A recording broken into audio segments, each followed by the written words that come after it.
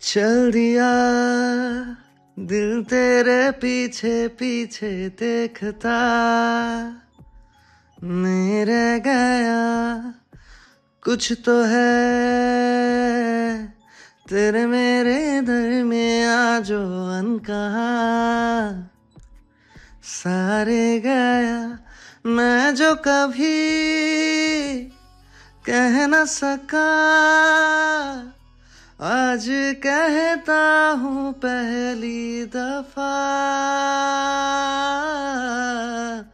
दिल में हो तुम आँखों में तुम पहली नजर से ही यारा যেটুকু সময় তুমি থাকো কাছে মনে হয় দেহে প্রাণ আছে বাকিটা সময় যেন মরণ আমার হৃদয় জুড়ে নামে অথই আধার বাকিটা সময় যেন মরণ আমার হৃদয়ে জুড়ে নামে অথই আধার ও গো তোমার আকাশ দুটি চোখে আমি হয়ে গেছি তারা এ জীবন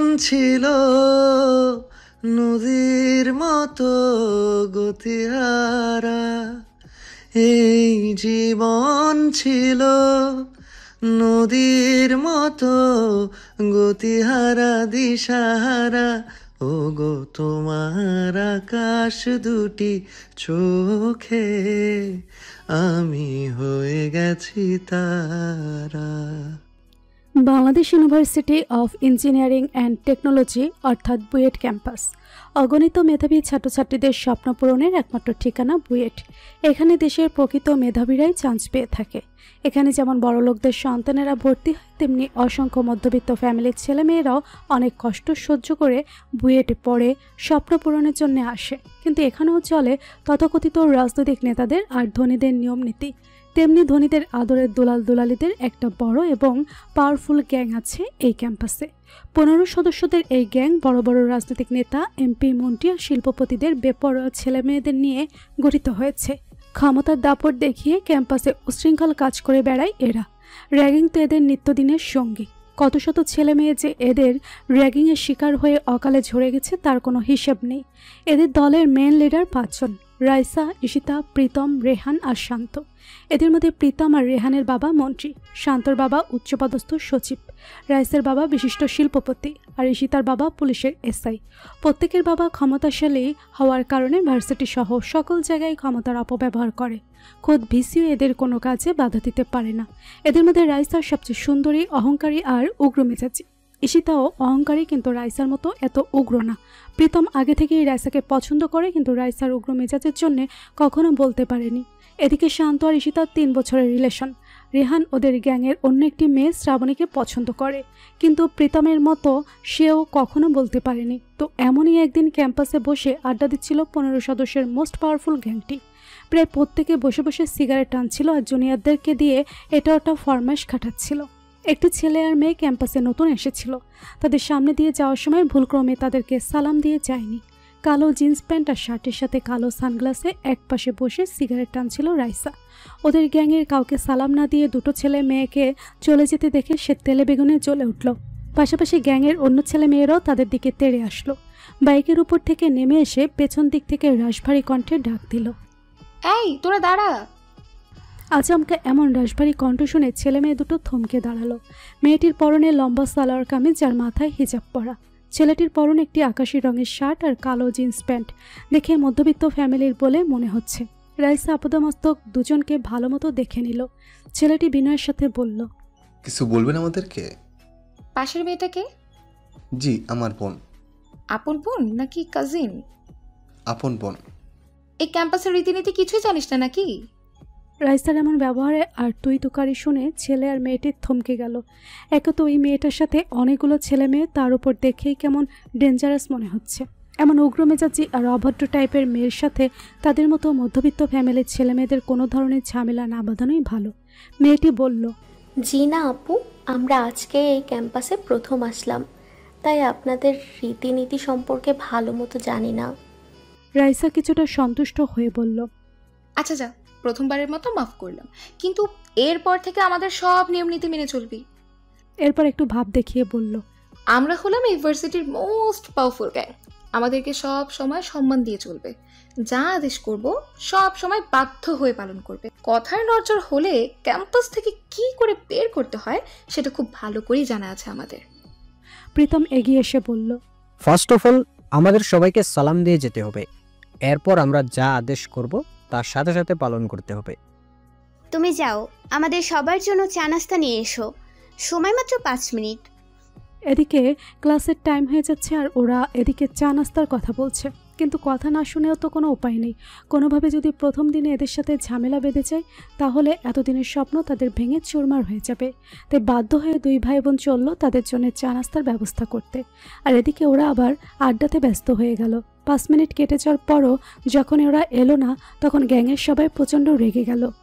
10 মিনিটের মাথায় দুই ভাই বোন চলে এলো অনেকগুলো খাবার নিয়ে। ওর আসার সাথে সাথে রাইসা ছুটে এসে খাবারগুলো নিয়ে দূরে ছুঁড়ে মারল। দুই ভাই বোন হতবাক হয়ে গেল। কিছু বুঝে ওঠার আগেই রাইসা মেয়েটিকে প্রচণ্ড জোরে থাপ্পড় মারল গালে। শান্ত, রেহান আর প্রীতম এগিয়ে এসে ছেলেটিকে এলোপাতাড়ি মারতে লাগলো। ক্যাম্পাসের ছাত্রছাত্রীদের ভিড় লেগে গেল কি হয়েছে দেখতে। দুজন নিরীহ ছেলে মেয়েকে মার খেতে দেখেও কেউ কিছু বলার সাহস পাচ্ছে না। অনেকক্ষণ মারার পর রাইসার আগে ফোঁসফোঁস করতে করতে বলল, আমার কথার 1 সেকেন্ড দেরি করার কেউ সাহস পায় না, আর তোরা 5 মিনিট দেরি করে ফেললি। How dare you! বলে আবারও মারতে যাবে তখনই প্রিন্সিপাল চলে আসলেন। কি হয়েছে এখানে? তোমরা ওদের এভাবে মারছো কেন? গ্যাংয়ের কেউ কিছু না বলে রাগে ফোঁসফোঁস করতে করতে চলে গেল। ভিসি একটি দীর্ঘশ্বাস ছাড়লেন। ক্যাম্পাসে এরকম ঘটনা নতুন নয়। প্রায় প্রতিদিনই বেপরোয়া গ্যাংটির অন্যায়ের শিকার হচ্ছে অসংখ্য ছাত্রছাত্রী। ভিসি অনেকবার বিচার বসিয়েও তেমন কিছু করতে পারেননি, কারণ প্রত্যেকেই ক্ষমতাশালী বাবাদের আদরের সন্তান। ক্ষমতার জোরে প্রত্যেকবারই তারা পার পেয়ে যায়, তাই আপাতত পক্ষে প্রিন্সিপালের কিছুই করার নেই। তোমরা ক্লাসে যাও আর এদের থেকে যতটা সম্ভব দূরে থাকার চেষ্টা করো। স্যার, এইভাবে আমাদের পক্ষে ক্লাস করা সম্ভব না। আপনি এর একটা বিচার করুন। আচ্ছা, আমি এটা দেখব। তোমরা আজকের মতো বাড়ি যাও। আর সরি ফর দ্যাট, তোমাদের বুয়েটের প্রথম দিনটাই নষ্ট হয়ে গেল। ছেলে মেয়েগুলো কান্নার জন্য কিছুই বলতে পারছে না। মারধরের জন্য পোশাকের অবস্থা নাজেহাল। এইভাবে ক্লাস করা সম্ভব না, ছেলেটি বলল। ভিসি আশ্বস্ত করে বললেন। ছেলে মেয়েগুলো করুণ চোখে তাকিয়ে বিদায় নিয়ে চলে গেল। ক্যাম্পাসের বাকি ছেলে মেয়েগুলোর মুখেও সহানুভূতির ছায়া। প্রায় প্রত্যেকে এই গ্যাংয়ের অন্যায়ের শিকার হয়েছে। এমনি একদিন ক্যাম্পাসে চোখ ধাঁধানো বাইক নিয়ে এন্ট্রি ঘটল আরিয়ানের। কালো রঙের বাইকে কালো জিন্স, সাদা টি শার্ট, তার উপরে কালো ফুলহাতা শার্ট আর কালো সানগ্লাসে হিরোর মতো লাগছে ওকে। চুলগুলো স্পাইক করা আর খুবই সিল্কি, দুধে আলতায় গায়ের রং, অসম্ভব সুন্দর মুখশ্রী, মায়াবী চোখ দুটোই যেন অসম্ভব দৃঢ়তা, ঘন কালো পেলো ভুরু যুগল, খাড়া নাক আর চিকন ঠোঁট দুটো মৃদু গোলাপি, দেহের গড়ন যেন চোখ ঝলসানো। নিয়মিত জিম করে দেখলেই বোঝা যায়। কালো সাদা রঙের সাদার ফর্সা দেহ চেহারা যেন ফুটে উঠেছে। ক্যাম্পাস ভর্তি সকলে হা করে চেয়ে রইল ওর দিকে। বিশেষ করে মেয়েদের অবস্থা যেন অজ্ঞান হওয়ার মতো। এত সুদর্শন কোনো পুরুষ হতে পারে সেটা আরিয়ানকে না দেখলে যেন বোঝাই যেত না। ভার্সিটির সকল মেয়েদের ক্রাশে পরিণত হলো আরিয়ান। ওকে একটি নজর দেখার জন্য মেয়েদের ঘুম হারাম হয়ে গেছে। অনেকে আবার তাদের বয়ফ্রেন্ডের সাথে ব্রেকআপ করে ফেললো। আরিয়ানের পিছু পিছু পাগলের মতো ঘুরতে লাগলো তার সাথে রিলেশন করার জন্য, কিন্তু আরিয়ান বরাবরই এসব পাত্তা দেয়নি। এই ভার্সিটিতে একটা নতুন ছেলে এসেছে, জানিস? জানবো না কেন, পুরো ভার্সিটির সবাই জানে। মেয়েরা তো লাইন ধরে অপেক্ষা করছে ওর সাথে প্রেম করার জন্য। দোস্ত, আমার না ওকে অনেক পছন্দ হয়েছে, প্লিজ একটা ব্যবস্থা করে দে না। ধুর, ওই ছেলেরা আশাবাদ দে। ও কোনো মেয়ের সাথে কথা পর্যন্ত বলে না। যতগুলো মেয়ে ওকে প্রপোজ করেছে সবাইকে ও রিজেক্ট করে দিয়েছে। তাও দোস্ত, একটা চেষ্টা করে দেখি, প্লিজ আমাকে হেল্প কর দোস্ত। অনুনয়স্বরে কথাগুলো বলল দিশা ওর বেস্ট ফ্রেন্ড বৃষ্টিকে। দিশাও বেশ বড়লোক ঘরের মেয়ে আর দেখতে বেশ সুন্দরীও। আচ্ছা, তোর জন্য একটা চেষ্টা করে দেখি। আজ ক্যাম্পাসে আরিয়ানকে সবার সামনে প্রপোজ অ্যাকসেপ্ট করে ভালো কথা, আর যদি না করে তাহলে কিন্তু আমাকে আর জ্বালাতে পারবি না। ওকে দোস্ত, পাক্কা, আর জ্বালাবো না তোকে।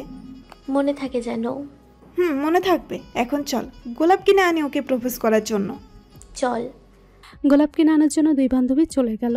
আর এদিকে প্রথম দিনেই আরিয়ানের অনেকজন ফ্রেন্ড হয়ে গেল। সবাই অবশ্য ছেলে আরিয়ান কোন মেয়ে ফ্রেন্ড রাখতে পছন্দ করে না। 7 থেকে 8 জনের মতো ফ্রেন্ড হয়ে গেল ওর। সবাই এমন ব্যবহার করছে যেন ওরা কত পুরনো ফ্রেন্ড। অবশ্য আরিয়ানের মিশুক আর অমায়িক ব্যবহারের জন্য এটা সম্ভব হয়েছে। তোর উপর তো পুরো ভার্সিটির সব মেয়েরা ক্রাশকে বসে আছে, এতগুলো মেয়েকে সামলাবি কি করে? ধুর, এসব হলো সাময়িক মোহ। বর্তমানে এসব প্রেম ভালোবাসা টাইম পাস ছাড়া আর কিছুই না। এসবের সময় ক্ষেপণ না করে পড়াশোনায় আর ক্যারিয়ারে মনোযোগ দিলে জীবনটা সুন্দর হবে। তুই বেটা প্রথম দিনেই পুরো ভার্সিটির মেয়েদেরকে পটে নিলি, আর এদিকে আমরা এতদিন ধরেও একটা গার্লফ্রেন্ড জোগাড় করতে পারলাম না। আমাদের সবার জন্য একটা করে গার্লফ্রেন্ডের ব্যবস্থা করে দে না দোস্ত। এখন তো খুব গার্লফ্রেন্ডের কথা বলছিস, যখন প্রেম করবি তখন বুঝবি প্রেমের কি মজা। সেটা আমরা বুঝে নেব। তোর তো এতগুলো ক্লাস, তাদের সাথে কথা বলে আমাদের একটা সেটিং করিয়ে দে। এখন আরেকবার গার্লফ্রেন্ডের কথা বলবি, তোকে পচা নর্দমায় চুবিয়ে মারবো। নাজমুল মুখটা প্যাঁচার মতো কালো করে ফেলল। আর এদিকে আরিয়ান সহ ওর অন্যান্য বন্ধুরা হাসতে লাগলো। আজ সিঙ্গেল বলে এভাবে বলতে পারলি? ধুর বেটা, তুই সিঙ্গেল কই? আমরা এতগুলো বন্ধু থাকতে নিজেকে সিঙ্গেল বলছিস? এখন এসব কথা বাদ দে, চল ক্যান্টিনে যাই। আর ক্লাস শেষে ক্যাম্পাসে বসে আমরা গিটার বাজাবো আর গান গাইবো, ঠিক আছে? ওকে দোস্ত। সবাই ক্যান্টিনের উদ্দেশ্যে চলে গেল। এদিকে ক্লাস শেষে সবাই চলল ক্যাম্পাসে গিটার বাজিয়ে গান করতে। আরিয়ান গিটার বাজাচ্ছে আর গান গাইছে, সাথে সাথে তার বাকি বন্ধুরাও গানের সাথে তাল মিলাচ্ছে। चल दिया दिल तेरे पीछे पीछे देखता, नहीं रह गया कुछ तो है तेरे मेरे दरमियां जो अनकहा, सारे गया मैं जो कभी कह न सका, आज कहता हूँ पहली दफा, दिल में हो तुम आँखों में तुम, पहली नजर से ही यारा। পুরো ক্যাম্পাস মুখরিত হয়ে উঠল আরিয়ানের গানে। এত সুন্দর কণ্ঠ, পুরো আরমান মালিকের কণ্ঠ যেন আরিয়ানের গলায় নেমে এসেছে। ক্যাম্পাসে ভর্তি ছাত্রছাত্রীরা মুগ্ধ হয়ে শুনছিল ওর গান। রাইসা এবং তাদের গ্যাংও এক জায়গায় দাঁড়িয়ে শুনছিল ওর গান।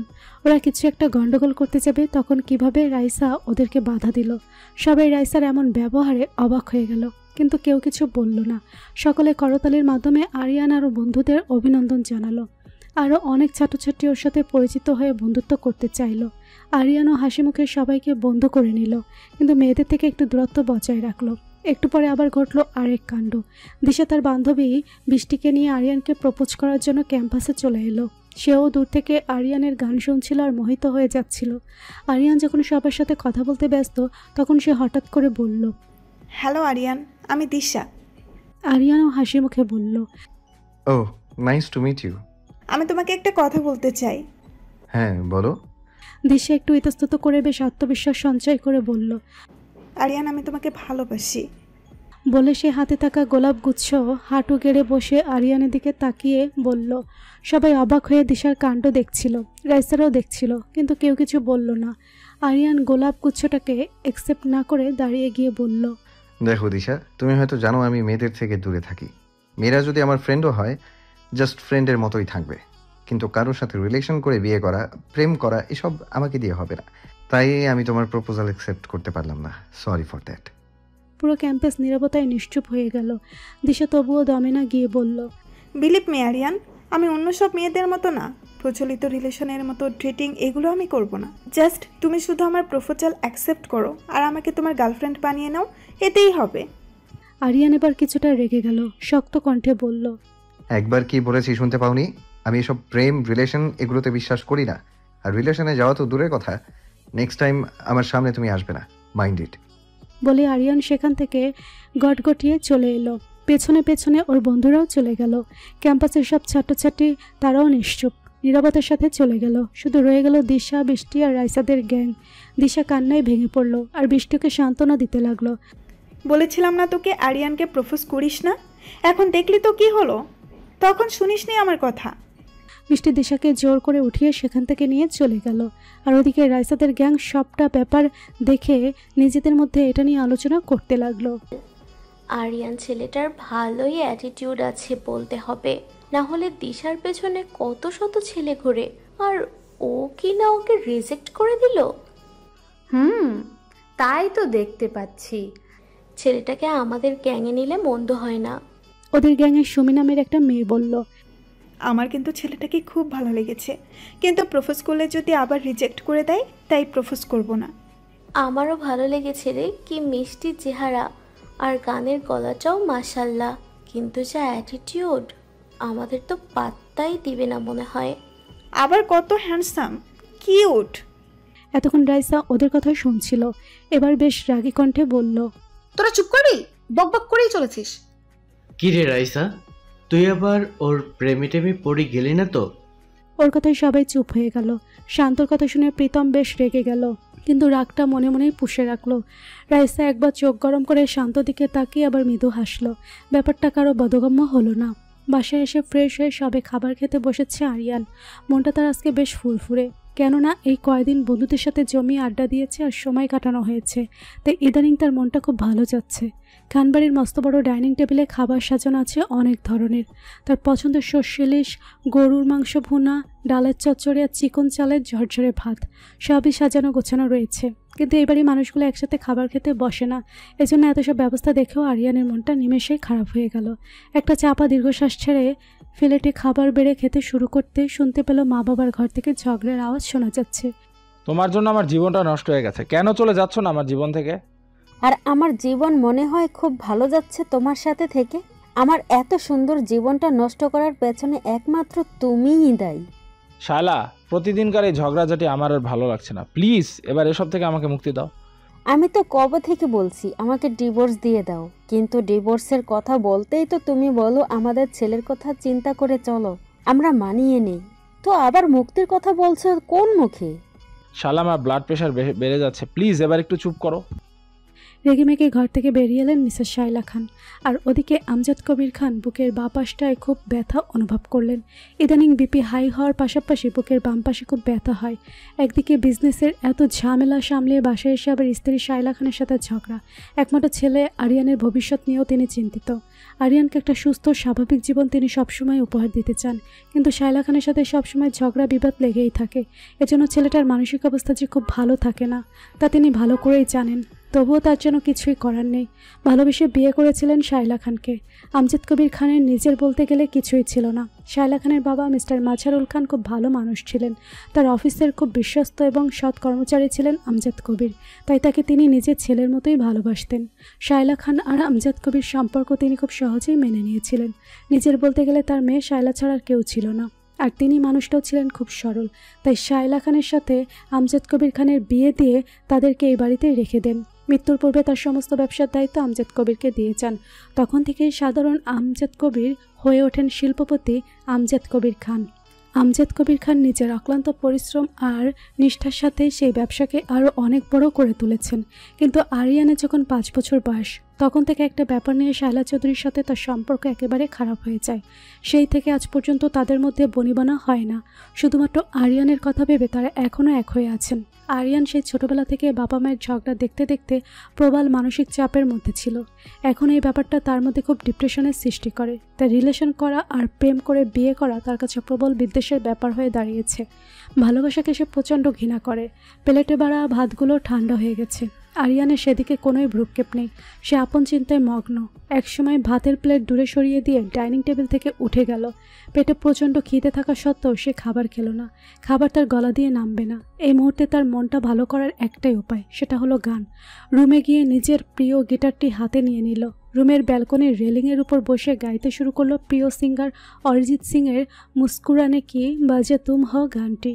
মুস্কুরানে কি বাজে তুম হ, গুনগানানে কি বাজা তুম হো, জিয়া যায় না যায় না যায় না ওরে পিয়া রে, ওরে লামহে তো কাহে মজ্জা हो सके तो उमर भर थम जा, जिया जाए ना जाए ना जाए ना ওরে পিয়া রে। গানটি গাইতে গাইতে আরিয়ানের দু চোখ দিয়ে অঝরে অশ্রু ঝরতে লাগলো। সে কোনো একজনকে ভীষণ মিস করছে, কিন্তু কাকে মিস করছে স্পষ্টভাবে মনে করতে পারছে না। স্মৃতির অস্পষ্ট আবছায় কারো মুখের গড়ন ভেসে উঠছে। চিকন মেয়েলি হাসির কণ্ঠস্বর তার কানের আশেপাশে বারংবার বেজে যাচ্ছে। কিছু অস্পষ্ট সুখময় মুহূর্ত স্মৃতির পর্দায় ভেসে উঠছে।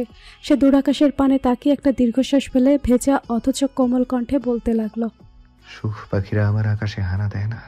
সুখ নামক সোনার হরিণের প্রতীক্ষা করে যায়, কিন্তু সে অধরাই রয়ে যায়। সৃষ্টিকর্তা কি সুখ এবং নিয়ামত রূপে কাউকে পাঠাবে আমার জীবনে? ভালোবাসায় তীব্র অবিশ্বাসী আরিয়ানের হৃদয়ে ভালোবাসাহীনতায় পুড়ে খা খা করছে। নিজের অজান্তেই ভালোবাসা নামক শান্তিময় শীতল ঝর্ণার প্রতীক্ষা করছে সে। দুপুর গড়িয়ে বিকেল হয়ে সূর্যাস্ত যেতে লাগলো পশ্চিম আকাশে। আরিয়ান ব্যালকনির রেলিংয়ের উপর তখনও গিটার হাতে সেইভাবেই বসে রইল। একটা পাথরের মূর্তি হয়ে গেছে যেন। তার ভেতরে অজস্র চাপা কষ্ট আর ডিপ্রেশন লুকিয়ে আছে, কিন্তু তার চঞ্চলতা আর প্রাণবন্ততা দিয়ে সেগুলোকে খুব কষ্ট করে ঢেকে রাখে সবার থেকে। রাতের বাবা এলেন ওর ঘরে। আরিয়ান রুমে লাইট অফ করে খাটের এক কোণে বসে আছে। আমজাদ করিম সাহেব লাইট অন করে বিছানায় এসে বসলেন। কি হয়েছে রে খোকা? আরিয়ান মাথা ঘুরিয়ে বাবাকে এক পলক দেখে চোখ বন্ধ করে একটা দীর্ঘশ্বাস নিল। কিছু হয়নি বাবা। দুপুরে কিছু খাসনি রে খোকা? আমার খাওয়া না খাওয়াতে কি আসে যায় বাবা? যায় আসি রে বাবা, তুই কষ্টে থাকলে আমারও যে খুব কষ্ট হয়। আরিয়ান একটা তাচ্ছিলের হাসি হাসলো। যদি আমার কষ্টে তুমি কষ্টই পেতে তাহলে এভাবে নিজেরা ঝগড়া করতে না। আমজাদ কবির সাহেবও একটা দীর্ঘশ্বাস ছাড়লেন। জানি রে খোকা, আমাদের ঝগড়াতে তোর খুব কষ্ট হয়। আমার নিজেরও যে কি পরিমাণ কষ্ট হয় তা তোকে বোঝাতে পারবো না। যাকে এত ভালোবাসি সে আমার মনের ভিতরটা বুঝলো না। একটা সামান্য ব্যাপার নিয়ে সে আমাকে মন থেকে ঘৃণা করা শুরু করলো। কি নিয়ে তোমাদের ভেতর এত ঝগড়া বাবা? সে তোকে আরেকদিন খুলে বলবো। এখন আয়, দুপুর থেকে কিছুই খাসনি, খেয়ে নিবি বাবা। আমার খিদে নেই। দেখ খোকা, দুপুর থেকে আমিও কিছু খাইনি, তুই খাসনি বলে। এখন যদি তুই না খাস আমিও আর খাবো না। আজ রাতে খাবার না খেলে কিন্তু আমার শরীর খারাপ হয়ে যাবে। আরিয়ান বারবার দিকে নির্জীব চোখে অনেকক্ষণ তাকিয়ে রইল। এরপর একটা ছোট দীর্ঘশ্বাস ছেড়ে উঠে দাঁড়িয়ে বলল, এই একটা জায়গাতেই তুমি আমাকে আটকে দাও বাবা। তোমার এই ভালোবাসার জন্যই আমি এই বাড়িতে পড়ে আছি, না হলে কবে চলে যেতাম। আমজাদ কবির সাহেবের চোখ দুটো ছলছল করে উঠল। তার একমাত্র ছেলের জন্যই তো এত কষ্ট করে বেঁচে থাকা তার, না হলে কবেই তিনি মারা যেতেন। এভাবে বলিস না রে খোকা, তোকে ছাড়া যে আমি বাঁচতে পারবো না। আরিয়ানের চোখ জোড়াও ছলছল করে উঠল। দৌড়ে গিয়ে বাবাকে চাপটে জড়িয়ে ধরল। বাবা ছেলে কান্নায় ভেঙে পড়ল। বেশ কিছুক্ষণ কান্নাকাটি করার পরে আরিয়ান বলল, আম্মু কোথায় বাবা? সে তার এক বান্ধবীর বাসায় চলে গেছে, 2-3 দিন আগে আর ফিরবে না। ও নিয়ে তুই টেনশন করিস না, সেও খুব ডিপ্রেশনে আছে। আর কথা বলল না আরিয়ান। মায়ের উপর অভিমানে তার আর কোনো কিছু বলতে ইচ্ছে করলো না। চোখ মুছে বলল, চলো বাবা খেতে যাই। চল। দূর দেশে দূর আকাশে চেয়ে আছে কাজল কালো এবং কোমল দুটি চোখ। অস্তগামী সূর্যের লাল আভা তার গৌরবর্ণা মায়াবী মুখের উপর এসে পড়েছে। শীতল বাতাস তার দুপাশে থাকা চুলগুলোকে বারংবার এলোমেলো করে দিচ্ছে। মনটা তার ভীষণ খারাপ। তার প্রিয় মানুষটা থেকে 1000 মাইল দূরত্বে সে। কেন যেন মনে হচ্ছে তার প্রিয় মানুষটা ভালো নেই। শুভ্র পোশাকে লাল রঙের আভা ছেয়ে গিয়ে রক্তিম বর্ণ ধারণ করেছে। যেমনটি তার শুভ্র সরল মন এই মুহূর্তে অস্থিরতায় আরক্তিম হয়ে যাচ্ছে। হৃৎপিণ্ড কয়েক গুণ গতিতে তীব্রভাবে স্পন্দিত হচ্ছে। অস্তগামী সূর্যকে সাক্ষী রেখে সে তার পাতলা গোলাপি ঠোঁট জোড়া নিয়ে কোমল কণ্ঠে বলতে লাগলো, 1000 মাইলের দূরত্ব আমাদের মধ্যে। বহু বছর ধরে আমাদের দুজনের না আছে দেখাশোনা, না আছে একে অপরের সাথে জানাশোনা। তোমার চেহারা, তোমার কণ্ঠস্বর আমার স্মৃতির মানসপটে প্রায় হারিয়ে গিয়েছে বলতে হয়। তবুও তোমাকে কেন ভুলিতে পারি না জানি না। তুমি আমার হৃদয়ের গহীন থেকে গহীনে গেঁথে রয়েছ। যুগ যুগ ধরে সেখানে একমাত্র তোমারই রাজত্ব চলছে, স্বয়ং সম্পূর্ণভাবে। তোমাকে ভোলা আমার পক্ষে অসম্ভব। এই অনুভূতির নাম কি আগে বুঝতাম না, কিন্তু সাবালিকা হওয়ার পর থেকে বুঝতে পেরেছি। আমি তোমাকে ভালোবাসি, প্রচণ্ড রকমের ভালোবাসি। তুমি আমাকে ভালোবাসো কি না আমি জানি না। আমার কথা তোমার আদৌ মনে আছে কিনা সেটাও জানি না, কিন্তু আমার স্বপনে জাগরণে তুমি সারাক্ষণ বিরাজ করো।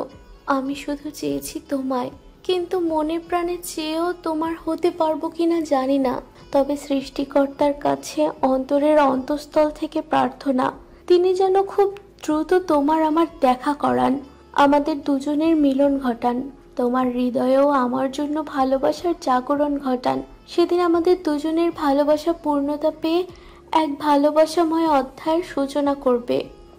পরদিন ভার্সিটিতে রাইসাদের গ্যাং ক্যান্টিন দখল করে বসে আছে আর যাকে তাকে বিভিন্ন ফারমাস দিচ্ছে। ঈশিতা বলল, ভাবছি একটা ট্যুর দেয়া যাক, অনেক দিন হলো ট্যুরে যাওয়া হয় না, এভাবে থাকতে থাকতে বোর হয়ে গেলাম। এই কথাটা আমিও ভাবছিলাম, তোদেরকে বলবো বলবো বলে আর বলা হলো না। ঈশিতা, তুই বলে দিয়ে ভালোই করেছিস। রাইসা এসবের থেকে মনোযোগ ঘুরিয়ে অন্যদিকে তাকিয়েছিল। হঠাৎ প্রীতম ডেকে উঠল, এই রাইসা, কি হয়েছে তোর? এভাবে মুখ পেঁচার মতো করে বসে আছিস কেন? রাইসা প্রীতমের দিকে গরম চোখে তাকিয়ে শক্ত কণ্ঠে বলল, একটা কথা সোজাসুজি বলতে পারিস না? এত ঘুরিয়ে পেঁচিয়ে বলার কি আছে? ওকে বাবা, সরি, মাফ করে দে। আমরা যে বিষয় নিয়ে কথা বলছিলাম, তুই কিচ্ছু বলছিস না তো, এই জন্য বললাম। ওদের দিকে পুরোপুরি মনোনিবেশ করে রাইসা বলল, কি নিয়ে কথা বলছিলি তোরা? সবাই হা হয়ে গেল ওর কথা শুনে। শান্ত অবাক হয়ে বলল, মানে আমরা এতক্ষণ কি কথা বললাম তাও তুই শুনিসনি? কি হয়েছে তোর, সত্যি করে বলতো। রাইসা নিজে একটু অপ্রস্তুত হয়ে গেল। ইদানিং তার মনোযোগ যে কোথায় হারিয়ে যাচ্ছে সে নিজেও জানে না। আরে এত ড্রামা করার কি আছে? একটু অন্যমনস্ক ছিলাম তাই শুনতে পারিনি। কি নিয়ে আলোচনা করছিলে আবার বল। আমরা ভাবছিলাম একটা ট্যুর দিব, কোথায় গেলে ভালো হয় বলে তোরা মনে করিস? চল কক্সবাজার যাই। আরে কক্সবাজার 5-6 বার যাওয়া হয়েছে, এবার চল সুন্দরবনে যাই। সুন্দরবনের গাছপালা আর পশু পাখিদের সাথে আমাদের ভালোই দেখা সাক্ষাৎ হয়ে যাবে। আরে আমার তো মনে হচ্ছে পাহাড়ি অঞ্চলে গেলে ভালো হবে। পাহাড়ের উচ্চতা, বিশালতা আর প্রকৃতির সান্নিধ্য উফ, মনকে একদম রিফ্রেশ করে দিবে। আরে না না, চল আমাদের কোনো একটা ফার্ম হাউসে গিয়ে পিকনিক করে আসি। সারা রাত জেগে বারবিকিউ পার্টি করব, গিটার বাজিয়ে গান গাইবো আর মন খুলে আড্ডা দিব। উফ, থামবি তোরা? কোথাও যাওয়া নিয়ে ডিসিশন নিতে গেলে এর এই জায়গায় ওর ওই জায়গায়, এর জন্যই তোদের সাথে আলোচনা করতে ভালো লাগে না। বিরক্ত হয়ে বলল রাইসা। আরে ইয়ার, রাগ করছিস কেন? আচ্ছা, তুই যেখানে যেতে বলবি সেখানেই আমরা যাব, ফাইনাল। বল, কোথায় যেতে চাস তুই? হ্যাঁ দোস্ত, বল কোথায় যাবি? রাইসার এখন এসব নিয়ে কথা বলতে একদমই ভালো লাগছে না। সে বিরক্ত হয়ে আশেপাশে তাকাতেই দেখলো আরিয়ান তার বন্ধুদের নিয়ে আসছে। এই অল্প সময়ে ছেলেটার এত বন্ধুবান্ধব হয়ে গেল দেখে রাইসা বেশ অবাক হয়ে গেছে। প্রায় 10 থেকে 12 জন ছেলে আছে ওর সাথে। রাইসা এবার উচ্ছ্বসিত হয়ে বলল, ওই ছেলেটাকে যেভাবেই হোক আমাদের গ্যাংয়ে যোগ করাতে হবে। সবাই রাইসার দেখা দেখি আরিয়ানের দিকে তাকালো। আরিয়ানকে? হ্যাঁ, কিন্তু ও তো আমাদের মতো বেপরোয়া লাইফ পছন্দ করে না। ওকে আমাদের গ্যাংয়ে আসবে? আসবে না কেন? আমরা কি ওর থেকে কোনো অংশে কম? বিষয়টা কম বেশি না রে। ও একটা ভালো, সুন্দর, সুশৃঙ্খল আর অন্তিমময় ফ্রেন্ড সার্কেল পছন্দ করে। সেটা নিয়ে তোকে টেনশন করতে হবে না, দেখ আমি কি করি। অপরদিকে আরিয়ান তার বন্ধুদের নিয়ে ক্যান্টিনে বসে খাবার খেতে লাগলো আর এটা সেটা নিয়ে আলোচনা করতে লাগলো। তখনই পেছন থেকে কারো মুখে নিজের নাম শুনতে পেয়ে পেছনে ফিরে তাকালো আরিয়ান। এক্সকিউজ মি মিস্টার, শুনছেন? পেছনে ফিরে কালো রঙের জিন্স, কালো রঙের শার্ট কুর্তি পরেই তার মাথায় উঁচু ঝুঁটি বাঁধা একটা সুন্দরী মেয়েকে দেখে অবাক হয়ে তাকালো আরিয়ান। মেয়েটা দেখতে অনেক সুন্দরী হলেও তার পোশাক আশাক নিতান্তই আঁটো গোছের। Yes, Can I talk to you? of course, why not? I am Raisa, and you? I am Aryan. এরপর রাইসা একটু ভাব নিয়ে বেশ শান্ত কণ্ঠে বলল, এখানে বসতে পারি? এতগুলো ছেলের মধ্যে একটা মেয়েকে এভাবে বসতে দেওয়ার কথা বলা উচিত কি অনুচিত হবে সেটা নিয়ে দ্বিধাদ্বন্দ্বে পড়ে গেল আরিয়ান। তাও মেয়েটা যেহেতু নিজে থেকে পরিচিত হতে এসেছে তাই আর না করতে পারল না। হ্যাঁ, বসুন। আপনার জন্য কি অর্ডার করতে পারি? আরে না না, আমি এখন কিছুই খাবো না, কিছুক্ষণ আগে আমাদের বন্ধুদের সাথে খেয়ে এসেছি। রাইসা মিষ্টি হেসে বলল, বলে সে নিজের ফ্রেন্ড সার্কেলের দিকে তাকালো। তাকাতেই দেখতে পেল প্রত্যেক চোখ দুটো গোল আলুর মতো বড় বড় করে রাইসা আরিয়ান আর আরিয়ানের পুরো ফ্রেন্ড সার্কেলকে দেখছে। আর প্রীতম তো জেলাসিতে ফেটে যাচ্ছে, যেটা রাইসার দৃষ্টি এড়ালো না। সে সেই দিকে পাত্তা না দিয়ে আরিয়ানের ফ্রেন্ড সার্কেলের সবার দিকে এক এক করে তাকালো। সবার সাথে একটু একটু কুশল বিনিময় করলো। আরিয়ানের ফ্রেন্ড সার্কেলের সবাই রাইসার দিকে বিস্ফোরিত দৃষ্টি মেলে তাকিয়ে আছে। যে মেয়েকে ওরা কোনোদিন নিজের ফ্রেন্ড সার্কেল ছাড়া ভার্সিটির অন্য কোনো ছেলেমেয়ের সাথে কথা বলতে দেখেনি, সে কিনা হেসে হেসে এত স্বাচ্ছন্দ্যে আরিয়ান এবং ওদের সাথে কথা বলছে। আপনার বন্ধুরা মনে হয় আমাকে সহজভাবে নিতে পারেনি। আরিয়ানকে উদ্দেশ্য করে কথাটা বলল রাইসা। আরিয়ান ওর বন্ধুদের দিকে তাকিয়ে দেখলো আসলে ওরা বেশ অবাক এবং ইতস্তত বোধ করছে ব্যাপারটায়। তাই ব্যাপারটাকে সহজ করতে সে বলল, আরে না, সহজভাবে নিতে পারবে না কেন? একই ভার্সিটির স্টুডেন্ট আমরা, হয়তো প্রথমবার কথা হচ্ছে বলে একটু ইতস্তত বোধ করছে। আচ্ছা, আমি আমার সব বন্ধুদের সাথে আপনার পরিচয় করিয়ে দিচ্ছি। এই বলে একে একে আরিয়ান তার সব বন্ধুদের সাথে রাইসার পরিচয় করিয়ে দিল। রাইসাও বেশ হাসিমুখে সবার সাথে পরিচিত হলো। আপনার বন্ধুদের সাথে তো আপনি আমায় পরিচয় করিয়ে দিলেন, এবার চলুন আমার বন্ধুদের সাথে আপনার পরিচয় করিয়ে দেব।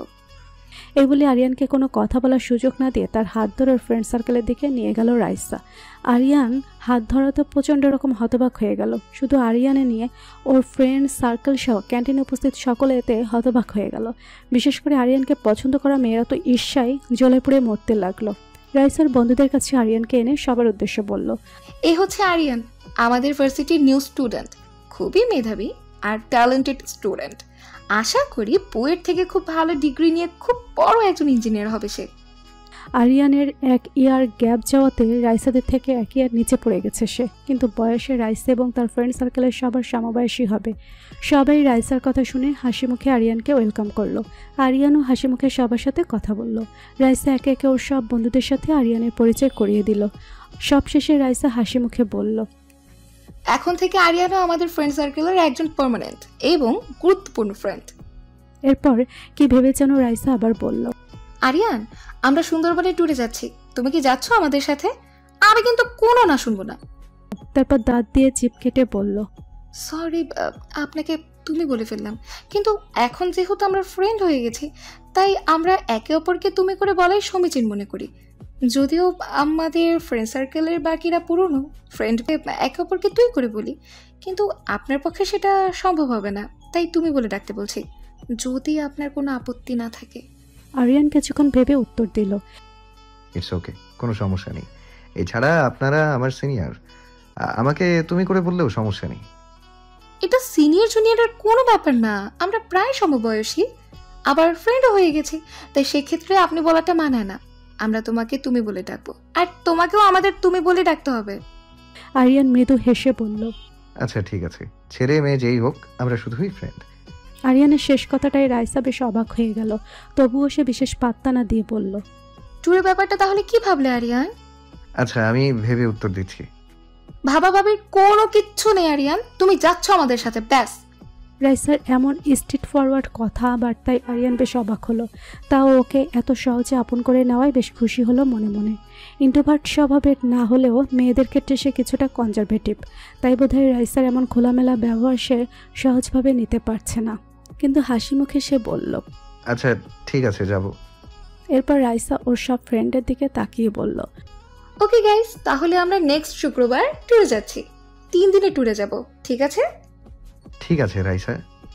সবাই ওর কথায় সম্মতি জানালো। সবাই আরিয়ানকে পেয়ে বেশ খুশি হলেও একজনের মনে তার প্রতি প্রবল বিদ্বেষ জন্মালো, সে হলো প্রীতম।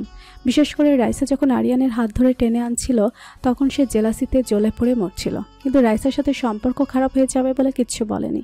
ঈশিতা হঠাৎ টেবিলে 2 হাত রেখে সেটা দিয়ে দুগাল চেপে ধরে ইনোসেন্ট ফেস করে ন্যাকামো করে বলল, তুমি কত কিউট আরিয়ান, একদম ইনোসেন্ট বেবি ফেস। এই পর্যন্ত কয়টা গার্লফ্রেন্ড ছিল তোমার? শ্রাবণী চোখ টিপ মেরে খোঁচা মেরে বলল, শ্রাবণী আরিয়ান যেভাবে মেয়েদের ইগনোর করে তাতে তোর মনে হয় আরিয়ানের একটাও গার্লফ্রেন্ড ছিল? বলে দুজন হাসতে লাগলো। এতদিন সাহস করে কিছু বলতে পারেননি, কিন্তু আজকে সুযোগ পেয়ে ইচ্ছে মতো আরিয়ানের মজা ওড়াচ্ছে দুজন।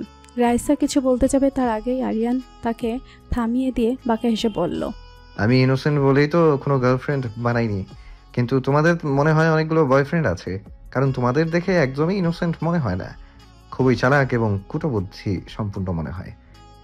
আরিয়ানের কথায় রাইসা জোরে জোরে হাসতে লাগলো। তার দেখা দেখি শান্ত আর রোহানও হাসতে লাগলো। একে অপরের মজা ওড়াতে পারলে এবং ওড়াতে দেখলে তারা খুব আনন্দ পায়। শ্রাবণী আর ঈশিতা থতমত খেয়ে চুপ হয়ে গেল। আরিয়ানকে ভোলা ভোলা আর সরল ভেবে মজা ওড়াতে চেয়েছিল তারা, কিন্তু আরিয়ান নিজেই তাদের মজা উড়িয়ে দিল। শান্ত হাসি থামিয়ে বলল, শ্রাবণী পেটনিটার কথা জানি না, কিন্তু ইতিশার কোনো বয়ফ্রেন্ড নেই শিওর। শ্রাবণী দুম করে শান্তর পিঠে একটা কিল বসিয়ে দিয়ে রাগী কণ্ঠে বলল, তুই হঠাৎ ঈশিতার হয়ে এত কথা বলছিস কেন রে? কি চক্কর চলছে তোদের মাঝে? বুঝি সবই বুঝি। যেদিন হাতে নাতে ধরবো সেদিন বোঝাবো মজা। আর আমার মোটেও কোনো বয়ফ্রেন্ড নেই। রেহান মাঝখান থেকে টিপ্পনি কেটে বলে উঠল, হ্যাঁ, আমিও 100% শিওর শ্রাবণীর কোনো বয়ফ্রেন্ড নেই। তোরা শুধু শুধু মেয়েটাকে অপবাদ দিচ্ছিস। সবাই সরু চোখে রেহানের দিকে তাকালো। শ্রাবণী অপ্রস্তুত হয়ে বসে রইল। সবাইকে এভাবে তাকাতে দেখে রেহান ভাবল, ক্লান্ত মার্কা হাসি হেসে বলল, সবাই আমার দিকে এভাবে তাকাচ্ছিস কেন? আমি কি ভুল কিছু বলেছি নাকি? রাইসা চোখের তারা নাচিয়ে নাচিয়ে বলল, তোদের একটাকেও আমার সুবিধার মনে হচ্ছে না। তুই আর শ্রাবণী, শান্ত আর ঈশিতা, ভেতরে ভেতরে কোনো গন্ডগোল তো নিশ্চয়ই পাকাচ্ছিস। আরে কি যে বলিস না, এমন কিছু নেই আমাদের মধ্যে, আমরা তো জাস্ট ফ্রেন্ড। ওরা চারজন একত্রে বলে উঠল। রাইসা, আরিয়ান আর প্রীতম একে অপরের দিকে তাকিয়ে হেসে ফেলল। ওরা চারজনও হেসে ফেলল। হঠাৎ ঈশিতা কিছুটা অভিযোগের সুরে বলল, আমি আর শ্রাবন্তী বেশ ইনোসেন্ট, খুব বেশি চালাক আর কুটবুদ্ধি সম্পূর্ণ নই। আরিয়ান, তুমি না বুঝে শুধু শুধু আমাদের উপর দোষ চাপিয়ে দিলে। আরে রিল্যাক্স, তোমরা দুজন আমার মজা উড়াচ্ছিলে, আমিও তোমাদের মজা উড়ালাম, সিম্পল। এত সিরিয়াসলি নেওয়ার কিছু নেই। শুনে ঈশিতা শ্রাবণীর স্বস্তির নিঃশ্বাস ফেলে শান্ত হয়ে বসল। রাইসা বলল, ক্যান্টিনে অনেকক্ষণ থাকা হলো, চল ক্যাম্পাসের মাঠে গিয়ে বসি। রাইসার কথা মতো সবাই ক্যাম্পাসের মাঠে গিয়ে বসল। সবার শেষে প্রীতম চুপচাপ এগিয়ে গেল। রাইসা প্রীতমকে কিছু জিজ্ঞেস করবে ভেবেও আর কিছু জিজ্ঞেস করলো না। পরে ওর সাথে কথা বলে নেওয়া যাবে মনে মনে ভাবলো। তাছাড়া প্রীতমকে হ্যান্ডেল করা রাইসার 2 মিনিটের কাজ। অদ্ভুতভাবে প্রীতম রাইসার প্রতি বেশ দুর্বল এবং তার সব কথা শোনে।